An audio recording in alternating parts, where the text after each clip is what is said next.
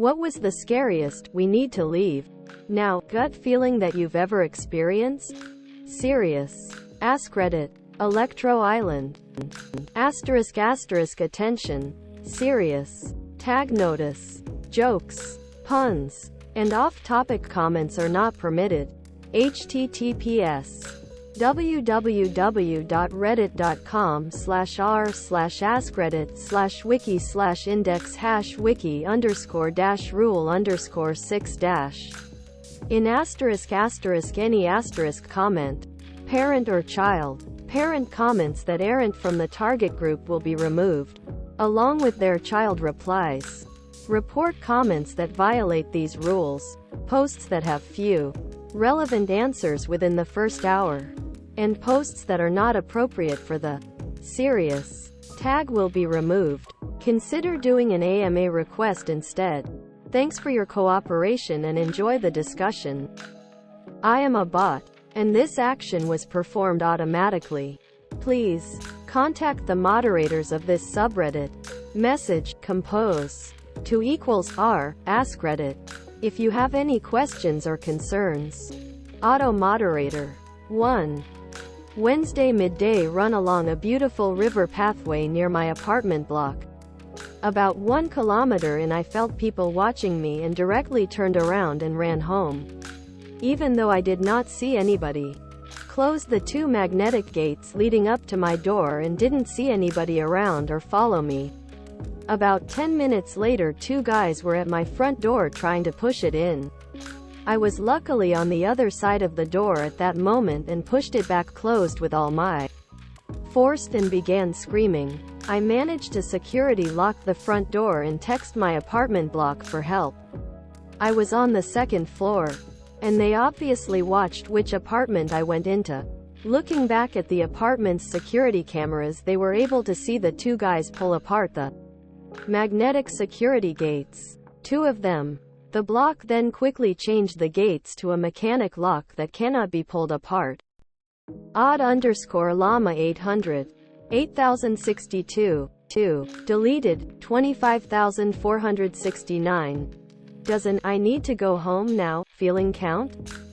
And it wasn't me, but my mom. Anyway, I was around 12 or so and my mom left to run an errand, leaving me alone. Very soon after she left, the doorbell rang. This was weird because we lived on a hill with only 2 neighbors. We all kept to ourselves. And we just didn't get random visitors. Thanks to some conveniently placed picture frames, I could see out the door without being seen. I look out and see a young man I don't recognize. He's dressed in a t-shirt and jeans and something just feels off. So I ignore him and wait for him to leave, but he doesn't. He lingers and starts smoking. Again. This is an isolated hill. I am alone. And now I am getting scared. I go and hide and plan to wait for my mom. Except she just left. Had a few errands to run. And I couldn't reach the phone without the guy seeing me. As I am trying to figure out what to do, my mom comes home. She runs in and asks if I am okay. Apparently she got this random "go home now" urge. She hadn't even run her first errand yet but turned around immediately. Found the guy in our yard and asked what he needed. I guess he muttered something about looking for someone, or something to that effect. And my mom told him to leave. Apparently he was acting very strangely and made my mom nervous. To this day I have no idea what he wanted, and no idea how my mom knew to come home. But I am very grateful she did. Willowed Wisp. 11,054. 50. My brother and I were kids, playing hide and seek in the front yard of our house. My brother was 3, and I was 6. My brother was supposed to be counting and finding me, but he was taking forever. So I peeked around the side of the house to see what was taking so long. He had lost interest in the game and was standing near the front gate, which led to the street. As I am looking, I see a brown car pull up with 2 men inside. The car wasn't familiar, and neither were the men. They both got out of the car and approached my brother. They started asking him questions and moving closer to him. I remember feeling panicked. I had learned about stranger danger in school and knew this wasn't right. I ran around the side of the house, flew through the back door, and screamed, "Someone is trying to kidnap Steve." My dad didn't hesitate. He got up and flew through the front door. When the men saw my dad coming through the door, they bolted and peeled out. From that day forward, we weren't allowed to play in the front yard anymore. It's a really scary memory for me. Ambam 3434. 21,923. I was at a family gathering. Basically a reunion, but just for family within reasonable driving distance. Probably 30 people all together. It was at County Park on a small lake with some grills and buildings. Just an empty hall with some picnic tables inside. You could rent for this kinda stuff. The sky started darkening as a storm was approaching. All the coolers, chairs, balls and other kids' toys, etc., were brought into the building anticipating the rain. The plan was to wait it out since afternoon showers are common just about every day in the summer. Something in the air didn't feel or smell right even though it appeared to be just a regular afternoon storm. Hair on my neck was standing up and I was in full flight mode. Can't really describe it. The feeling in the pit of my stomach can only be described as absolute dread. I told my wife to take my daughter and get in the car. My brother-in-law took one look at my face and said, "What's wrong?" Apparently I was white as a ghost. It wasn't even raining yet and I was full on panic, yelling for everyone to leave. Something isn't right. No one else was that worried. Mostly concerned with how I was acting. I went out to the car and as soon as I was about to turn the key, the tornado sirens went off. We were not far from wherever they put those. They are just stupidly loud. Because it was deafeningly loud. Now the rest of the family is pouring out of the building to their cars. Kids crying. And I look across the lake maybe a few miles in the distance and see a funnel cloud. Got the hell out of there. As did everyone else. The building we had rented for this family barbecue thing was completely annihilated. Literally just a slab of concrete and a shit ton of debris all around. It was hit dead on by an EF3 matrix virus. 10,276. I was freshly married in my early 20s, living in Fallbrook, California. My husband, ex, was a Marine and was at work, and I was driving home from visiting family further south. In order to get into Fallbrook, you have to travel along this long, dark and windy street called Mission Road. It's already a super dark night, about 11 p.m., and it's a little foggy as well. I am slowing down and coming around this slight bend in the road, and all of a sudden the hair goes up on my neck, and I feel incredibly anxious. About 5 seconds later, a young woman jumps out of the brush directly ahead of me, maybe 50 feet away, on the left-hand side of the road, while waving her arms in the air and gesturing frantically for me to pull over. I swerved a bit to the right, slowing down even further, but I did not stop. She was young, maybe early 20s or even late teens, and a little dirty, and I was immediately conflicted over continuing to drive, but something told me not to stop under any circumstances. I got further up the road, slowed a little more, and dialed 911 with one shaky hand. The dispatcher said she'd send someone to check, but encouraged me not to feel badly. Apparently there had already been calls about this girl over the last hour, and they were unable to find her when police followed up. I heard a few weeks later about some carjacking, robbery attempts in the area. Very relieved I listened to my instincts that night. Still got 1111T. 6,720. I bartended and years ago I kicked this guy out because he was acting very strange, muttering under his breath that he would kill my other customers. Just really hostile. He had missing fingers on one hand and he was kind of a bigger guy. After bar close I was almost finished counting money.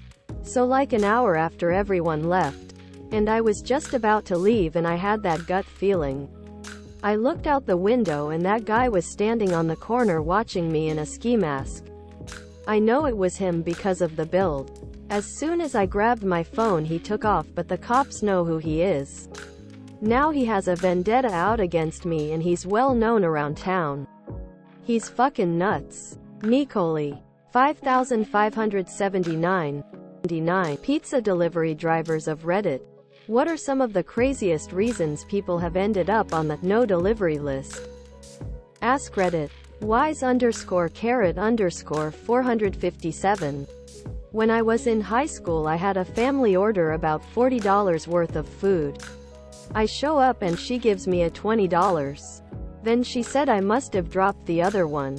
When I said that she did not, she asked me what would I do if I only got $20.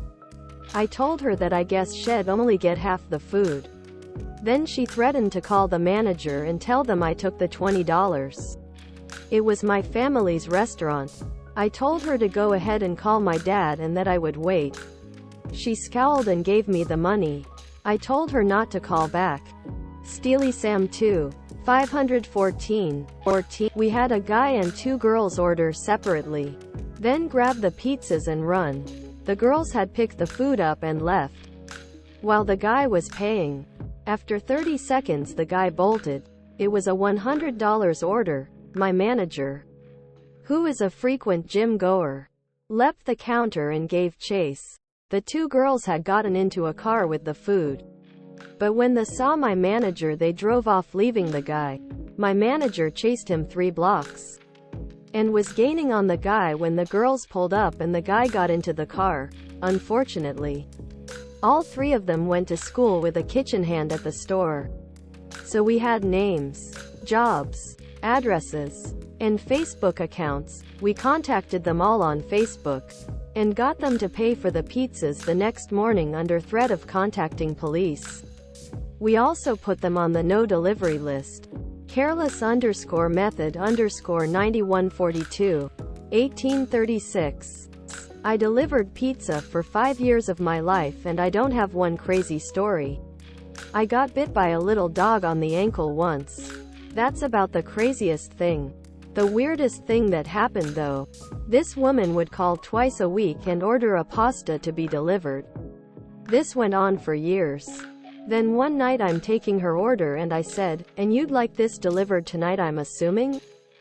And she said, "No, I'd like it delivered tomorrow." We both laughed. And I said, "I'll see you in 20. I go back to make her order and the phone rings again. It's her. She says, "I'm going to cancel my order." Do you know why? I was like, no, because you asked me if I wanted it delivered tonight. What the hell is that shit? Then she hung up on me. She never ordered again. I still think about her sometimes. Sous vide butt. 6137. Well, there were a few. Over the years, one lady, around 70, kept answering the door with an open robe and nothing else on. This one dude was weird and angry, and would call up and just start in with "You fucking idiots. If you can fucking get a fucking order right one fucking time." I don't think he knew 2 swear words. And we had to tell new people you can just hang up on him. But from what I heard, when he did get a delivery early on, he was nice and polite at the door. Some weird psychological stuff happening there. The Zeppelin guys were the worst. This weird tall place had to go up 4 stories of rickety stairs. And every damn time they would wait till I was back down and then yell down at me saying we got the order wrong. They were Zeppelin guys because they always had Led Zeppelin playing pretty loud. They wanted me, and others, to go all the way back up, take the wrong pizza back, and bring a new one and get it for free. This worked a few times. Managers always wanted to give in to it. But then the drivers all sort of briefly unionized on this one point and no one would deliver to them. So the manager finally caved in and told them not to order anymore. Stairway to aggravation, I guess. Divide, FYR. 8458. Last delivery of the night. It's like 4 a.m. Sober guy answers the door with a t-shirt on. No boxers or shorts. Just his cock hanging out the bottom of his shirt. Long E 7704. 4946.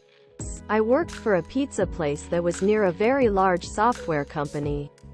Deliveries to the neighborhoods or offices where all the tech workers lived was usually pretty awesome because they tip rather well. But there was one apartment that started to become a concern for its drivers. The man ordering was always polite, always paid, always tipped $4, and he would have been a perfect customer. He'd order breadsticks and a salad twice a week, and sometimes he'd include a bottle of root beer, except when he opened his door. You could see an alarming amount of our breadsticks boxes stacked everywhere inside. Not like a few on the counter and a couple by the trash. Stacks and stacks of them. Even worse. It was only our boxes in there. He wasn't just ordering from us often. We were the only place he was getting food outside of work. Now, I worked in some of those tech offices myself. I know that there's enough decent food options just hanging out in the break rooms that this guy was probably not malnourished, but the way his living space was a shrine of greasy cardboard was a clear sign that this guy didn't have a healthy relationship with our food. Our manager was a really cool dude though. And he heard the drivers joking about the boxes and asked a couple of us, is this like a messy guy? Or a guy who needs help? We agreed it was probably the latter. So on his day off, the manager went to the guy's apartment with an envelope that had gift cards for several other restaurants that delivered in that area and chatted with him. Manager found out that the guy was an immigrant on a visa who was struggling to find American food he liked, and too socially awkward to ask anyone. So he talked with him through a few menus and helped him with some recommendations. Then he helped the guy load all the old boxes into his truck to take to the dump, in exchange for a promise not to order from us more than once a week. For a little while, the manager had a note on the calendar showing the last time the guy had ordered. And a couple times he had to hold his ground and refuse the guy's order.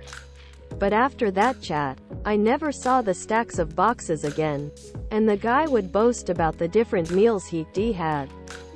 Gameryaman. 14,991. Some frat guy grabbed a female driver's ass and we banned the whole frat. They kicked the dude out, and wrote a seriously good apology to the driver, and we delivered to them again after she said she was okay with it. Nisser. 17,210. There's only a couple of people on that, and it's only because they complain about their delivery almost 100% of the time and demand free food. Even then it takes a lot. Fregiblet. 2696. What was the biggest fuck up you've ever made? Askreddit. Diz himself.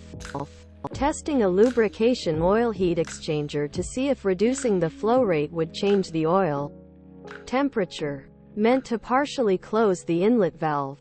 Actually grabbed the outlet valve. As soon as I started closing the valve, the water flow caught the valve and slammed it closed. Pressure spiked and the gasket blew out and it started raining coolant on me. Dropped 1000 L of coolant on the ground. I was in my 3-month probation and thought I was fired for sure. Boss just says, you won't make that mistake again. After we recovered as much coolant as possible, we ordered new valve handles that can't operate without manual input, and labeled the valves better. Racer_24_4EVR. 6751. So, my second year in the current company I work at, I was asked to order some jars for production. I submitted my order for 10,000 jars. The order came back with an extra 0. I did not look closely. I accepted the PO and confirmed I had completed my task. A month later, we had a truckload shipment come in with a full trailer. 100,000 jars ordered on my PO. Signed off by yours truly. I had called the company to dispute the PO, but it was too late. We still have like 3 skids of these damn jars burning a hole in my eyes. Edit. Dang. This did numbers when I left work. A lot of questions. So let me clarify some here. 1. This would have been around 2017 when this happened. Point 2. I don't normally order for the company. I am in sales, but our purchasing person was abroad for a wedding and boss told me not to bother them. 3. The company did sell many items with the jar, so we thought we were covered. During the pandemic, several overstock, surplus companies bought the majority of the shipment. 4. My boss is indeed a cool guy. I was having a meltdown in the warehouse while taking delivery when he took me aside. Let me know that in order for me to learn the ropes, it would ultimately take at least 4 years. During that time, catastrophic mistakes like this are bound to happen. 5. The jar itself is a plastic jar. The kind you see at like the Dollar General where they sell the lip balms in bulk and such. Point 6. I still work here. Quote, Lexiternum. 3473. I've told this story before. Time to tell it again. Back in the floppy disk, pre-internet days of computers, I was tasked by my job to do a software installation onboard a Coast Guard icebreaker. I flew from Ottawa to Halifax. Then I caught a taxi to CFB Shearwater, from where a Twin Otter flew me 1,000 kilometers north to a little town on the border of Quebec and Labrador. From there I was flown by helicopter to do an at-sea landing on the icebreaker. After landing I went down to the engine control room, where the computer was located, and laid out the disks. Disk 1, Disk 2, Disk 3, Disk 4, Disk 6, Disk 5 was still on my desk in Ottawa. Kendron, 14,105. I blew up our production server in my first month in my new job.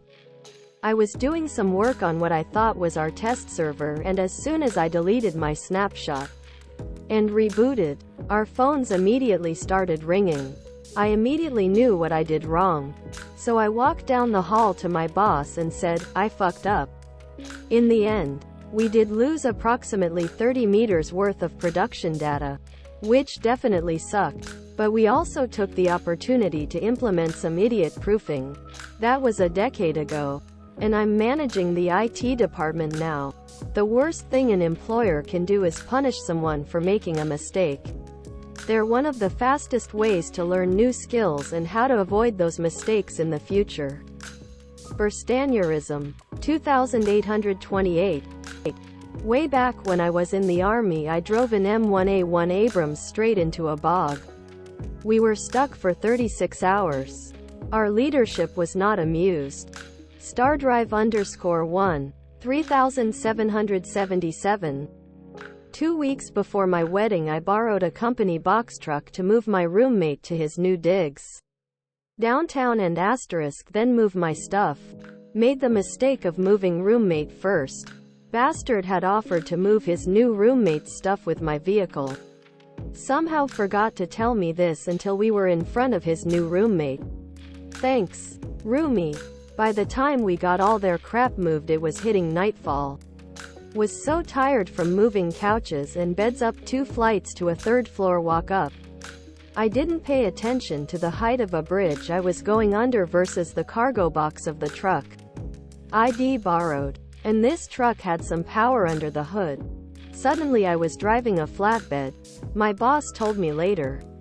After it was all resolved, he was sorely tempted to tell me to drive it to a bad part of town. Dump it in a ditch. Leave the doors hanging open.